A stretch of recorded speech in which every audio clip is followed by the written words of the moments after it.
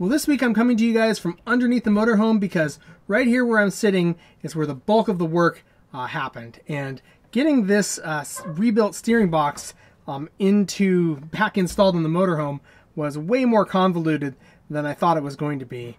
But the results are really good, and I'm very confident that the rebuilt system here is going to last for as long as the motorhome lasts. So really happy, and that's a nice peace of mind because it was in pretty bad shape. So let's back up and I'll take you guys on the journey and show you exactly what happened and what I had to do. All right, here I am at Pro Steering Systems in North Portland, and that's where I got my steering box rebuilt. You can see all the other units that people are dropping off, and here is mine, looking all shiny and new. Pretty cool stuff. He says it was bog standard seals from the normal GMC equipment, and all of the hard parts are reusable. So it was a pretty easy rebuild. Cost me 200 bucks. Not a bad deal at all. Well, here's my power steering pump ready to be reinstalled, and you can see this U-joint, which at the top here has this receiver for the splines. That's the splined portion of the steering column that comes down from the steering wheel itself. And I really need to clean this. I'm going to clean it before I reinstall it. Down here we can see there's this pinching, squeezing collar mechanism, so the bolt goes right through there, and that pinches over the spline here at the top.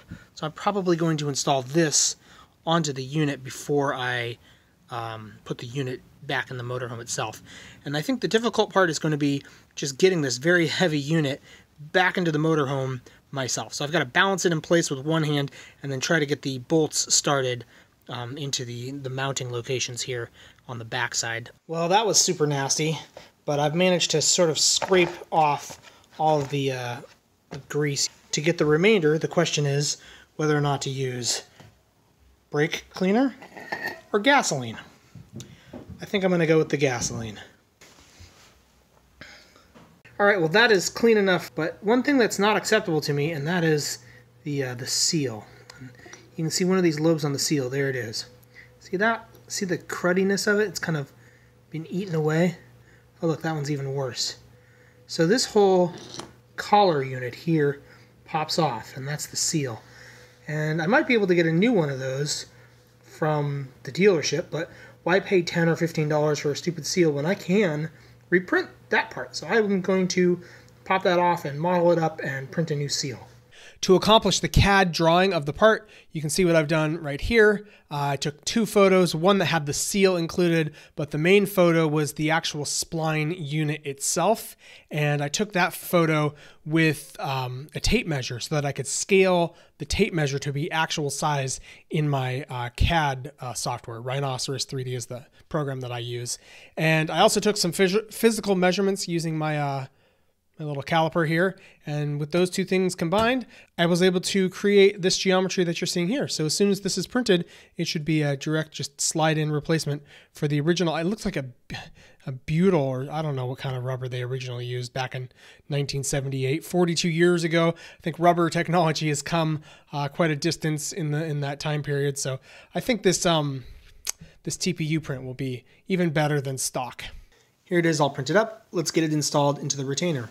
Boom, installed with the little tangs bent down again, so that should do a nice job. Now, for those of you wondering, the TPU material that I used here in this print is very resistant to oil and grease. So it's going to be the perfect sealing material, which should keep the water out. I didn't show you guys, but the grease that was down inside of there was very much contaminated with rust. So this replacement seal was needed. And now I've got another problem. This CV joint. And obviously the boot on the CV joint is well and torn. So it's a little difficult to remove this. I've got this shaft here, or the bearing, the collar here, loosened and still won't come apart. So I don't need to get this whole thing apart just to replace this boot. And yeah, once again, I'm just going to 3D print a replacement boot out of some TPU. Just straight up dirt inside the boot here. This needed to get done a long time ago. I've modeled up this geometry, which is a pretty close approximation of the stock CV boot, but this has been changed up so that it's printable. You can see there's no sort of overhanging moment that's steeper than 45 degrees. In other words, if it was flat, I couldn't print it.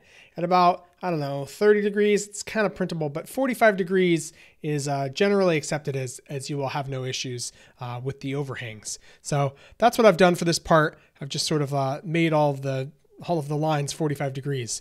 And this should print up nicely. I am a little bit worried about this moment here. So this is a very small collar that fits over a very sort of thin moment on the splined shaft. But first, this collar has to stretch over the splines, which are, I would say, about twice the diameter of that collar. So we'll see what happens with the final print, see if it fits over the shaft.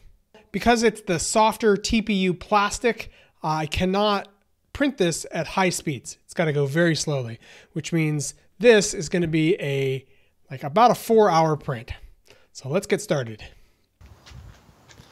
While I'm waiting for my 3D print to finish, I'm spending an hour or so just scraping the doorway of the paint that's, well, it's easily coming off. So it has to get sanded, scraped off in order for the new paint to stick, or I don't know, maybe I'll just leave it as the raw aluminum. Over here you can see what it looks like when I'm finished. Well, it's almost finished printing here with this TPU. This is this 96A filamentum. This is really good filament. I haven't used the harder stuff yet because I've been using the softer 92A. This stuff is incredible. It's basically a bungee cord, like it's a rubber band. It's so flexible and stretchy, but I tried printing with this a couple of times and it failed. See, this is what was happening with the softer filament. It's just not, it doesn't have enough stiffness to stay in shape because it's only 2 walls thick. So it's very thin print, and so the vase basically just sort of flexed out of the way, and then the next line didn't really lay down properly on top of the previous line. So I'm stuck with the harder stuff, which means I needed to change up the design. Well, let's get this off the bed here and go try it out. All right, well, here it is fully installed, and you can see what I had to do is put this little flange on there, drill holes in the flange, and use zip ties to close it up. So the flange is split in 2, which allows that that smaller diameter hole there to spread open so that it can, you know, get past over the spline here, the larger diameter of the spline. So yeah, that solution worked quite well, and you can see it is flexible enough to do the job here.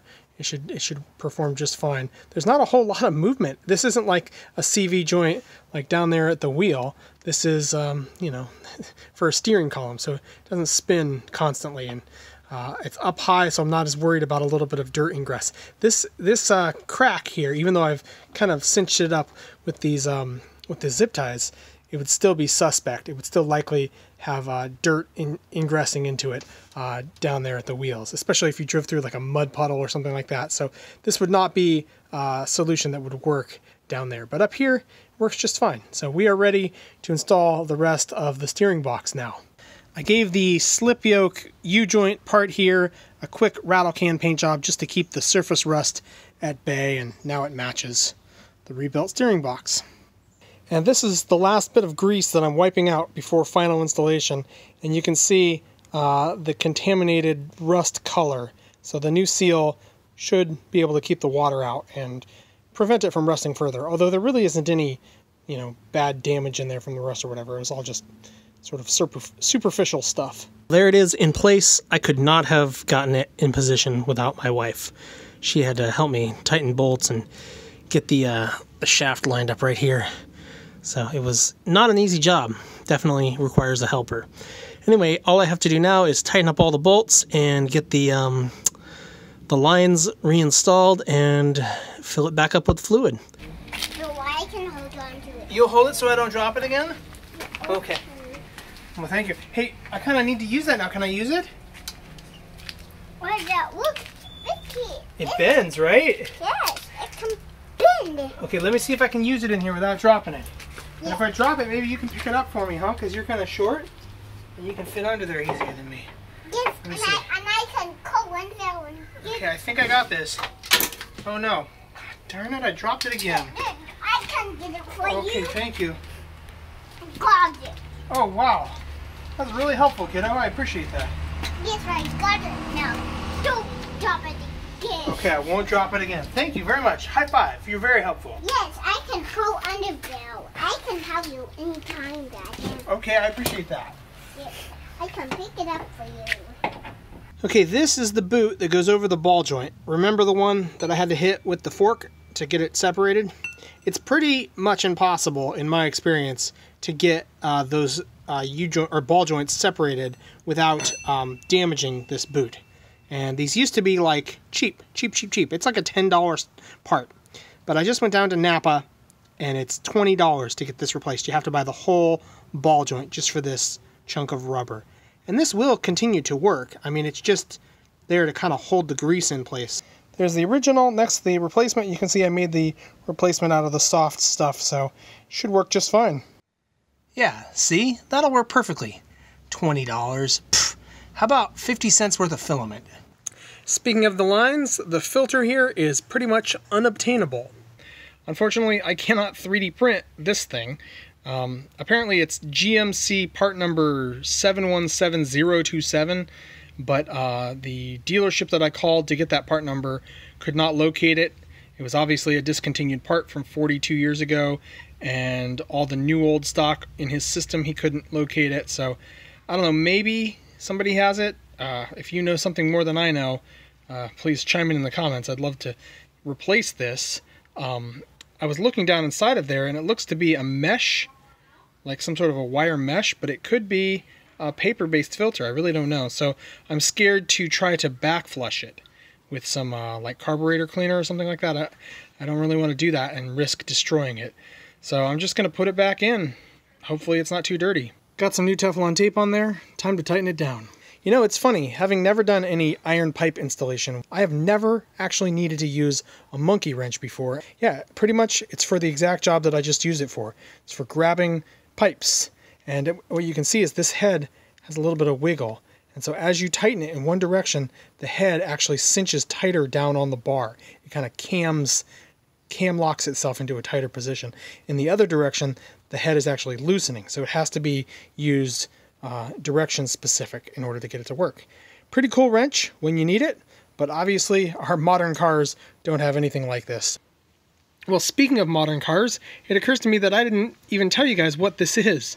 That is the windshield wiper driver. I don't know if I should call it an engine or something. It's a hydraulic system that makes the windshield wipers go back and forth. See, here's the arm that swings back and forth to activate the windshield wipers. And there is a what should I call it, a hack or a solution to not need this filter anymore, because years ago somebody came up with an adaptation of a Chevy Lumina. I think it's Chevy Lumina. Anyway, it's the minivan. There's a motor. You get the windshield wiper motor from that, and then there's a new arm length thing and another bracket. So it's like $300 to buy that kit from the guy who's, I think, still selling them. Although on the Facebook forums, I heard a rumor that he was going to quit selling those. And anyway, that would, negate the need for this whole hydraulic system. But it's stock and it does work. And so why not keep it? I just think it's cool having, antiquated, maybe not as functional, but still fully functional systems in my motorhome. There's a lot that I just can't update about the motorhome, so why should I update things just because, Just keep it. If it ain't broke, don't fix it. So yeah, that's the system fully installed. Let's fill it up with fluid and take it for a test drive. If I adjust the wiper slider here, we can see that it adjusts the speed of the windshield wipers. There's no intermittent setting, just a speed setting. So that would be the reason to upgrade to the electronic version. But other than that, everything seems to be working. I'm getting a slight bit of noise coming from the power steering pump because I don't quite have enough fluid in there. It's on the it needs just a little bit more, maybe like 1/8 of a bottle more. But yeah, other than that, it seems to be steering quite well, and there's no more leaks. So I'm a pretty happy camper. All right, that job is done, and I'm feeling really confident in the motorhome's ability to get down the road now. I don't think I would hesitate to drive this thing across the country, mechanically speaking, as it currently stands. Obviously, there's lots of work to do until we're actually making road trips in it as a family. But yeah, pretty happy. So I do need to tell you guys a few things about the work that I did. I'm really good at drawing in 3 dimensions, and I'm really good at 3D printing now. It's you know, I have a whole other YouTube channel all about that subject. And when your only tool is a hammer, everything looks like a nail, as the saying goes. So the fact that I can't get so many parts for this motorhome drives me to want to 3D print the ones that I need.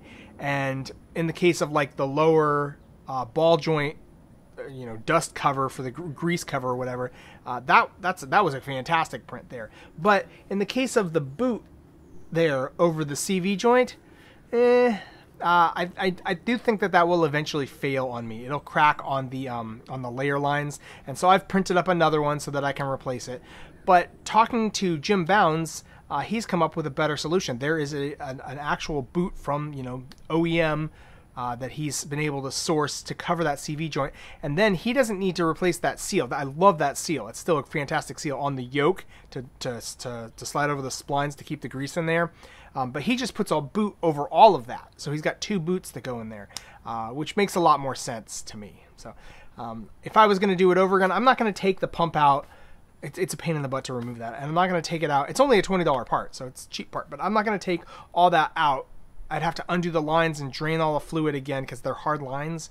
I'm not going to undo all the work I did just because a slightly better solution exists. But if you guys are doing this, go ahead and reach out to Jim, and, you know, that's the better way to go.